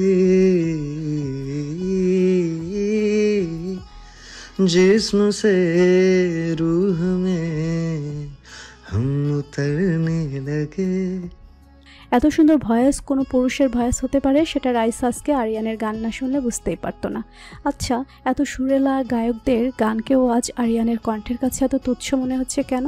আরিয়ানকে তার এত ভালো লাগে বলে তাই? হয়তোবা প্রিয় মানুষটির সব কিছুই সুন্দর লাগে, সবার থেকে সবচেয়ে অনন্য লাগে প্রিয় মানুষের সব কিছু। কিন্তু আরিয়ানের কণ্ঠ আসলেই অসাধারণ। ছোটবেলা থেকেই গানে এত ভালো করার জন্য স্কুল, কলেজ এবং বিভিন্ন গানের প্রতিযোগিতায় গান গেয়ে ভালো রেকর্ড করে অসংখ্য অ্যাওয়ার্ডস পেয়েছে সে। তার প্রত্যেকটি গানের অ্যালবামও বেরিয়েছে। তার ইচ্ছা আছে ইঞ্জিনিয়ারিং পড়া শেষ করে একজন প্রফেশনাল সিঙ্গার হয়ে গান করবে, কিন্তু তার বাবা যেহেতু এত ইচ্ছা আরিয়ানের ইঞ্জিনিয়ারিং ক্যারিয়ার দিয়ে, তাই তাকে এটাকেও প্রফেশন হিসেবে নিতে হবে। গানটাকে না হয় পার্ট টাইম প্রফেশন হিসেবে নিল। অনেক সময় প্রিয়জনদের অনেক ইচ্ছা পূরণের জন্য নিজের ইচ্ছাটাকে ত্যাগ করতে হয়, কিন্তু আরিয়ান তার এই গান গাওয়ার ইচ্ছাটাকে একেবারে ত্যাগ করছে না। সে গান করবে, অবশ্যই করবে। তার মাও একজন খ্যাতনামা সঙ্গীত শিল্পী ছিলেন। তিনি তার বাবার সাথে পারিবারিক কলহের পর থেকে সেই গান গাওয়ায় অনেকটা ভাটা পড়েছে। এখন আর তার মন তার নাম ডাক নেই। অসাধারণ কণ্ঠ তোমার, তোমার এত সুন্দর ভয়েস, তো তুমি সিঙ্গার না হয়ে ইঞ্জিনিয়ারিং কেন পড়ছো? আসলে এটা বাবার ইচ্ছে। বাবারও ইঞ্জিনিয়ার হওয়ার খুব ইচ্ছে ছিল, কিন্তু পারিবারিক বিজনেস সামলানোর জন্য সেটাতে আর মনোযোগ দিতে পারেননি। তাই তার ইচ্ছা, তার অপূর্ণ ইচ্ছাটাকে আমি পূর্ণ করব। কিন্তু তাই বলে তুমি তোমার গান গাওয়ার শখটাকে এভাবে বাদ দিয়ে দেবে? আরে একেবারে বাদ দিব না তো। তুমি হয়তো জানো না, আবার ইতোমধ্যে কয়েকটি গানের অ্যালবাম বেরিয়েছে। আর ভবিষ্যতেও একজন প্রফেশনাল সিঙ্গার হওয়ার ইচ্ছা আমার আছে, তবে সেটা পার্ট টাইম প্রফেশন হিসেবে। ওয়াও, গ্রেট আরিয়ান, তুমি এত জিনিস আমার জানাই ছিল না। ভার্সিটিতেও কত মেধাবী স্টুডেন্ট, আবার একজন ভালো গায়কও। I am really your big fan. Thank you. আচ্ছা, অনেক রাত হয়েছে, আমারও কিছু স্টাডি কমপ্লিট করে লাগেজ গুছাতে হবে। কালকে তো আবার সকাল সকাল উঠতে হবে। তুমি এখন ঘুমিয়ে পড়ো। Good night. Good night sweet boy, have a sweet dream. Also for you sweet girl. Raisa phone রেখে অনেকক্ষণ খুশিতে এদিক ওদিক নাচানাচি করলো। তার জীবনে এত খুশি কখনো আসেনি। আরিয়ানের রেকর্ড করা ভয়েসটা বারে বারে সে প্লে করে শুনতে লাগলো। শুনতে শুনতে একসময় কখন সে ঘুমিয়ে পড়লো তার পাত্তাই পেল না। সকালে উঠে ফজরের নামাজ পড়ে 1 ঘন্টা ধরে জগিং করছে আরিয়ান। এরপর টেবিলে এসে ডায়েট অনুযায়ী খাবার খেলো। স্বাস্থ্য সম্পর্কে সে খুবই সচেতন। অবশ্য ছোটবেলা থেকেই সে দেখতে খুবই সুন্দর আর কিউট। তবুও বেশ অনেক বছর আগে থেকে সে ডায়েটে মেনটেন করে আসছে। 10 মিনিটের মধ্যে খাওয়া শেষ করে সে রুমে গিয়ে সব কিছু ঠিক করে আছে কিনা একবার দেখে নিল। রাতে অনেক কাজ ছিল, সব পড়া কমপ্লিট করে আবার অ্যাসাইনমেন্ট লিখতে হয়েছে রাত জেগে। রাত 3টায় শুয়ে ভোর 5টার মধ্যে উঠে যাওয়া। খুবই হার্ডওয়ার্ক করে সে। 7টা বাজতে এখনও আধা ঘন্টা বাকি আছে, তাই সে তার নিজের তৈরি করা বাগানের দিকে এগিয়ে গেল পরিচর্যা করার জন্য। যদিও এসব কাজ করার জন্য মালি আছে, তবুও সে নিজের কাজ নিজে করতে পছন্দ করে। ওদের বাড়িটা অনেকটা প্রাকৃতিক পরিবেশের মধ্যে, লোকালয় থেকে অনেক দূরে। চারিদিকে সুন্দর সুন্দর গাছপালার খোলামেলা হাওয়া। যে এই বাড়িটাতে আসবে সে মুগ্ধ না হয়ে পারবে না। বাড়িটা দেখতে যেমন সুন্দর, তার সামনের বিশাল বাগানটা আরও সুন্দর। বাগানের মাঝখানে একটা ঝর্ণা, চারিদিকে সাদা প্রাচীর ঘেরা, আর মাঝখানে একটা জলপুরীর ভাস্কর্য। সাদা প্রাচীর ঘেরা জায়গাটা একটা সরোবরের মতো, আর সেখানে জলপুরি বসে রয়েছে। তার উপর থেকে আবার ঝর্ণার পানি ঝরছে। এই স্থাপনাটি আরিয়ানের বাবা নিজের হাতে বানিয়েছেন। আরিয়ানের ওটা ভীষণ পছন্দের। আরিয়ানদের বাড়ির সামনে 2 পাশে অনেক বড় ফুলের বাগান, তার মাঝখানে খুব সুন্দর পিচ ঢালা আসা যাওয়ার রাস্তা। এই পুরো বাড়িটা সহ এখানকার বাগান, ঝর্ণা সবকিছু আরিয়ানের বাবার নিজের হাতে নকশা করা। অতীতে তিনি একজন ইঞ্জিনিয়ার ছিলেন, তাই এসব স্থাপনা খুব সহজেই নকশা করতে পেরেছেন। আরিয়ান তার বাবার এই স্থাপনাগুলো খুব ভালো লাগে, কিন্তু সামনে 2 পাশের বাগানগুলো আরিয়ানের নিজের করা। অসংখ্য ফুলের গাছে ফুলগুলো ফুটে আছে, তার সাথে শীতের কুয়াশা ভেজা পরিবেশ, হালকা মৃদুমন্দ বাতাস। এই পরিবেশটা আরিয়ানের খুব পছন্দের। হাঁটতে হাঁটতে আরিয়ান বাগানের কাছে চলে এলো। দেখলো 3-4 জন মালি আগে থেকে সেখানে ফুলের বাগানে পরিচর্যা করছে। আরিয়ান ওদের বারণ করেছে কাজ করতে, তবু ওরা কথা শুনে না। আরিয়ানকে ছোটবেলা থেকেই ভীষণ ভালোবাসে। এই বাড়ির প্রত্যেকটি কাজের লোক আর মালি অনেক পুরনো। প্রত্যেকে এই বাড়ির মানুষদের নিঃস্বার্থভাবে ভালোবাসে। আরিয়ান আর বাবা মাও ওদেরকে ভীষণ ভালোবাসে, কোনোদিনই তাদেরকে পর করে ভাবেনি। তোমরা কেন শুধু শুধু কষ্ট করতে এলে? আমি বলেছি না এসব আমি করব, তোমরা শুধু শুধু কষ্ট করছো। আরে না বাচান, এখানে কষ্টের কি হলো? এটা তো আমগো দায়িত্ব। আমরা থাকতে তোমার কেন কষ্ট করা লাগবো? আরিয়ান একটা স্বস্তির নিঃশ্বাস ফেলল। ওদেরকে বলেও কোনো লাভ হবে না। আরিয়ানকে কোনো কষ্ট করতে দেয় না ওরা আছে বলেই এই বাড়িটা এখনো প্রাণচাঞ্চল্য রয়েছে। না হলে কবে এই বাড়িটা পরিত্যক্ত বাড়ির মতো নিস্তব্ধ হয়ে যেত। আরিয়ান এভাবে দাঁড়িয়ে থাকলো না, সে নিজেও মহিলাদের বিভিন্ন কাজে সাহায্য করতে লাগলো। পানির পাইপটা একজনের কাছ থেকে নিয়ে সে নিজে যত্ন করে পানি দিতে লাগলো। ফুলের চারাগুলোতে সাদা রঙের ফুল আরিয়ানের ভীষণ পছন্দের, তাই এই বাগানের অধিকাংশ ফুলই সাদা রঙের। একসময় গেটের বাইরে গাড়ির হর্নের আওয়াজ পাওয়া গেল। আরিয়ান বুঝতে পারল রাইসারা চলে এসেছে। দারোয়ান গেট খুলে দিতেই তারা গাড়ি নিয়ে ভেতরে ঢুকলো। কিছু দূর এগিয়ে এসে গাড়ি থেকে একে একে নামলো সবাই। অনেক বড় একটা প্রাইভেট কার, ড্রাইভার সহ মোট 16 জন আছে। তার মানে বিশাল ব্যাপার স্যাপার। রাইসারা নেমেই তো অবাক হয়ে গেল। চারপাশ থেকে এত সুন্দর পরিবেশ আর এত সুন্দর বাড়ি, সত্যি মনোমুগ্ধকর। তাদেরও বাড়ি এরকম বড় বড়ই, কিন্তু আরিয়ানদের বাড়ির ডিজাইনটা একটু ইউনিক ধরনের। দূর থেকে দেখতেই কত সুন্দর লাগছে, ভিতরে গেলে না জানি কত সুন্দর লাগবে। ওয়াও আরিয়ান, তোমাদের বাড়ি আর বাড়ির পরিবেশটা তো খুব সুন্দর। হ্যাঁ আসলেই, আর সব থেকে যেটা ভালো লেগেছে সেটা হলো শহর থেকে দূরে এমন নির্জন জায়গায় যে কেউ এসে শান্তি পাবে। আমার তো ইচ্ছে করছে সুন্দরবন না গিয়ে আরিয়ানদের বাসায় কয়েকদিন থেকে যাই। আরিয়ান মৃদু হাসল। অবশ্যই একদিন সময় করে এসো, সারাদিন আমাদের বাড়িতে থেকে সবাই একসাথে পিকনিক করব। শুধু দিনে হলে হবে? আমরা কিন্তু কয়েকদিন থাকবো। সে তো অবশ্যই থাকবে, কিন্তু চলো আজকে ট্যুরটা দিয়ে আসি, তারপরে তোমরা আমার বাড়িতে থেকো। এখন চলো বাড়ির ভেতরে গিয়ে একটু রেস্ট করে নেবে। আরে না না আরিয়ান, এমনিতে অনেক দেরি হয়ে গেছে, তুমি তো এখনো রেডি হওনি। এই জন্যই তো বললাম 5টা মিনিট আমাদের বাড়িতে বসো, আমি রেডি হয়ে আসছি। Just give me only 5 minutes. তুমি দেখছি সব কাজেই ফার্স্ট। রাইসার কথাতে মৃদু হাসলো আরিয়ান, তারপর সবাইকে নিয়ে ভেতরে চলে গেল। বাড়ির ভেতরটা আরও অনেক সুন্দর, সাজানো গোছানো ড্রয়িং রুম আর দামি আসবাবপত্র দিয়ে ভরা। বোঝাই যাচ্ছে এই বাড়ির মানুষগুলো কতটা শৌখিন আর আভিজাত্যপূর্ণ। আরিয়ান সবাইকে ড্রয়িং রুমে বসিয়ে গেল, তারপর কয়েকজন কাজের মহিলাকে বলল তাদের জন্য কফির ব্যবস্থা করতে। নিজের রুমে চলে গেল, আর কয়েকজন কাজের মহিলা ট্রেতে করে সবাইকে কফি দিল। তখন আরিয়ানের বাবা অফিসে যাওয়ার জন্য সিঁড়ি দিয়ে নামছিলেন। এতগুলো ছেলেমেয়েকে দেখে তিনি অবাক হয়ে গেলেন। রাইসা আরিয়ানের বাবাকে দেখেই চিনে ফেলল, পুরো যেন আরিয়ানের কার্বন কপি। বাপ ছেলে দেখতে অনেকটা একই রকম। আসসালামু আলাইকুম আঙ্কেল। হাঁটুর একটু নিচ পর্যন্ত আটুসাটু শর্ট ড্রেস পরা একটা মেয়েকে সালাম দিতে দেখে আমজাদ কবির সাহেব বেশ অবাক হলেন। বাকিদের পোশাক আশাকও অনেক আধুনিক ধরনের, বোঝাই যাচ্ছে বড়লোক বাপেদের আদরের দুলাল দুলালি। তাও তিনি হাসিমুখে সালামের জবাব দিলেন। ওয়ালাইকুম আসসালাম। তোমাদের তো ঠিক চিনতে পারলাম না। আমরা আরিয়ানের ফ্রেন্ডস। আজকে আমরা 3 দিনের জন্য সুন্দরবন ট্যুরে যাচ্ছি। আরিয়ান কিছু বলেনি আপনাকে? আমজাদ কবির সাহেব মনে করেন চেষ্টা করলেন। ও হ্যাঁ, কদিন আগে আরিয়ান আমাকে বলেছিল, কিন্তু কি বলো তো, কাজের এত চাপ থাকে যেসব কথা ভুলেই যায়। সরি, তোমরা কিছু মনে করো না। ইটস ওকে আঙ্কেল, আমরা কিছু মনে করিনি, বলল ঈশিতা। এর মধ্যেই আরিয়ান রেডি হয়ে চলে এলো। পরনে কালো কালারের জিন্স আর কালো রঙের শার্ট, তার উপর স্কাই ব্লু কালারের কোট, চুলগুলো স্পাইক করা, হাতে ব্ল্যাক কালারের দামি ওয়াচ, চোখে কালো সানগ্লাস, পায়ে কালো রঙের শুজ। অসম্ভব সুন্দর লাগছে আরিয়ানকে। রাইসা সহ সবগুলো মেয়ে আরিয়ানের দিকে হা করে তাকিয়ে রইল। ছেলেগুলো কিছুক্ষণ তাকিয়ে থেকে মেয়েদের এই অবস্থা দেখে ভরকে গেল। আরিয়ান সিঁড়ি বেয়ে নামতে নামতে সানগ্লাস খুলে হাতে নিয়ে বলল, আই এম রেডি। তারপর তার দিকে সবগুলো মেয়েকে এভাবে হাঁ করে তাকিয়ে থাকতে দেখে বেশ খানিকটা অপ্রস্তুত হয়ে গেল। আরিয়ানের বাবাও বেশ খানিকটা অপ্রস্তুত হয়ে পড়ল। আরিয়ান বেশ খানিকটা লজ্জা পেল। একটু জোরে কাশি দিতেই সবার ধ্যান ভাঙল যেন। ঈশাতে তো বলেই ফেলল, ওয়াও আরিয়ান, তোমাকে কি হ্যান্ডসাম লাগছে। কথাটা বেচারা শান্তর মনে অনেক আঘাত লাগলো। নিজেকে সামনে নিয়ে ঈশিতাকে ফিসফিস করে বলল, কোথায় কি বলছো একটু ভেবে বলবে না? ঈশিতাও যেন এতক্ষণে পরিস্থিতিটা বুঝতে পারল। একটু থতমতো খেয়ে বলল, আরে সুন্দর লাগছে এটাই তো বললাম, ভুল কি বলেছি? পাশে তাকাতেই দেখলো রাইসা ওর দিকে গরম চোখে তাকিয়ে আছে। বেচারি আরো থতমতো খেয়ে গেল। চলো আরিয়ান, লেট হয়ে যাচ্ছে। রাইসা বলল। দাঁড়াও 1 মিনিট, বলে আরিয়ান রহিমা নামের একজন কাজের মহিলাকে ডাক দিল। রহিমা আন্টি, আমার গিটার আর লাগেজটা একটু নিয়ে যাবে প্লিজ। সবাই অবাক হয়ে গেল আরিয়ান কথায়। কাজের মহিলাকে এত সম্মান দিচ্ছে আরিয়ান, সেই সাথে আরিয়ানের ব্যবহারে অনেক মুগ্ধ হলো। রহিমা নামের মহিলাটির লাগেজ আর গিটার নিয়ে আসার পর সবাই একসাথে রওনা দিল। যাওয়ার আগে বাবাকে পায়ে ধরে সালাম করে নিল আর সবার থেকে বিদায় নিল আরিয়ান। মাকে সালাম করতে পারলো না, কারণ তার মা 1 মাসের জন্য সুইডেন চলে গেছে। হয়তো ফিরেও আসতে পারে, আবার নাও আসতে পারে। মায়ের কথা ভেবে একটা চাপা দীর্ঘশ্বাস ছাড়লো আরিয়ান। প্রীতমের বন্ধে এখনও আরিয়ানের প্রতি বিদ্বেষ চায়নি, কারণ রাইসার ব্যবহার ইদানিং অনেক পরিবর্তন হয়ে যাচ্ছে। আগের মতো আর সবার সাথে উগ্র মেজাজ করে দুর্ব্যবহার করে না। ওর চোখে মুখে আরিয়ানের জন্য সে ভালো লাগা দেখতে পায়, যেটা সে কিছুতেই সহ্য করতে পারে না। রাইসাকে সে ছোটবেলা থেকে চেনে, ছোট থেকেই তার রাইসার জন্য ফিলিংস আছে।